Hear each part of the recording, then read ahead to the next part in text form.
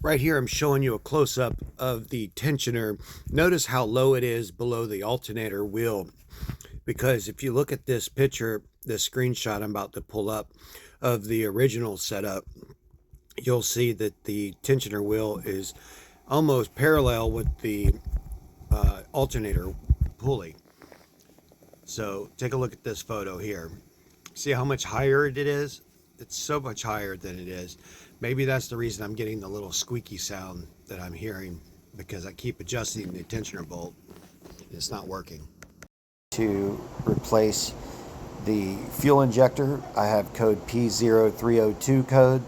I've already replaced everything, like the spark plugs, the coil packs. We've swapped the coil packs over to see if we threw a different code, and we did not. So it's time now to disconnect all the coil packs, as you can see that I'm doing here. And we're going to release the bolts on the two brackets right here in the back. Now that I got everything taken apart and everything's disconnected, I'll have a lot more room to work with the fuel injector connector. Also, I want to point out these two little nuts that are holding down the fuel injectors. There's one there, and there's the other one right there. Once you take those two nuts off, take a pry bar, that thing will pop right out of there, no problem. Right there. Okay. As you can see, I've already taken all the connectors off, so it gives me a little bit more room to work.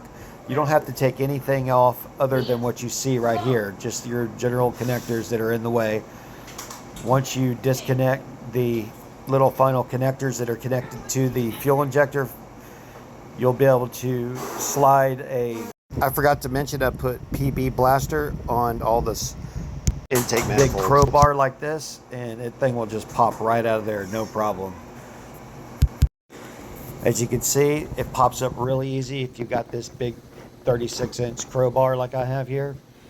And based on the video, and you can see how crusty the O-rings look.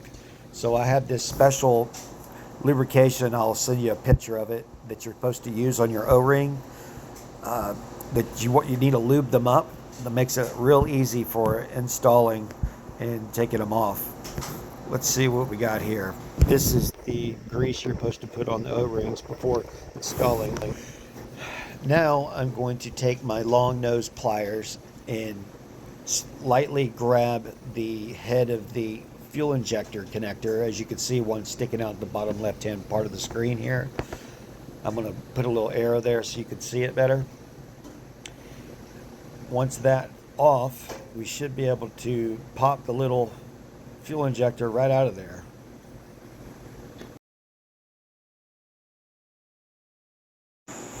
Alright, well now this part's a little tricky. There's a little retainer clip that connects holds the fuel injector into place. It's really hard to get to. I can't really show you a good clear shot of it.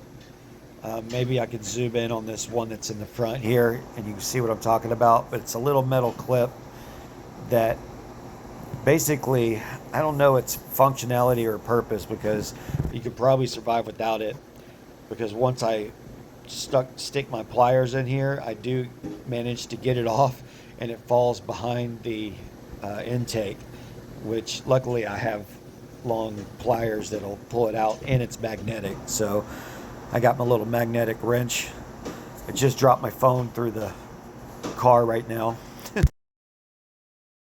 If you look real closely, you can see that little clip that I've dropped into the intake right here.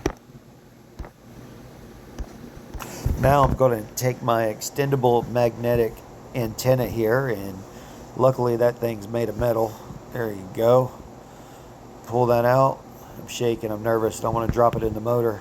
If you ever get code p0075, if you look right, this is your variable valve timing solenoid sensor, and one of the last plug-ins I forgot to plug back in. See, once I got everything rehooked back up, I forgot to plug in that plug-in. Here is the p0302 code that I've got. It was basically a fuel injector that had issues, and it was just cylinder 2. So that's all I pulled out and replaced it with a $12 fuel injector that I got off Walmart. Took a couple weeks to get in, but we got that switched over and put in today.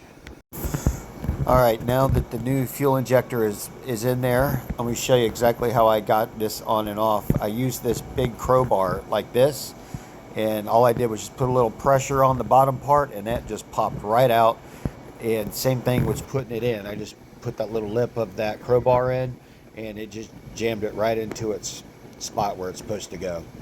It's not as difficult a job as you would think because of all the connectors, but believe it or not, you can't hook those connectors in the wrong spot. They all have one spot to hook into, and don't make it more complicated than it really is. If I can do it, you can do it. That right there is the p0075 solenoid right there in the front of the picture. As you can see, the connector is not connected, it's just hanging down, and it took me all night to figure out what the hell was going on, because based on all the connectors I put back together, I just did not see that one, unfortunately. But luckily my brother-in-law is a pretty good mechanic himself, and I sent him this picture and he showed me exactly where the solenoid, variable valve timing solenoid is, and he pointed out to that cylinder. Of course, I went out there and took a look at it, and of course it was not plugged in. So needless to say, now that that's plugged in, we don't have any more warning lights or check engine lights, and the car is running great. I really appreciate all the help that I've got, and let's see how many more miles we can get. Before I let you go, if you get this p0075 code, first place to look is right there. As you can see where I'm pointing, there's no connector in that hole, and that's the variable valve timing connector. Hear the squeak?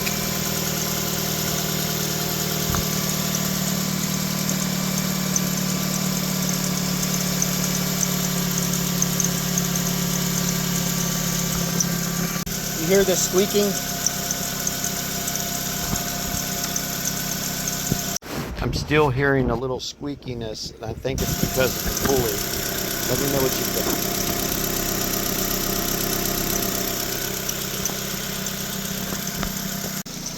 Does this sound healthy?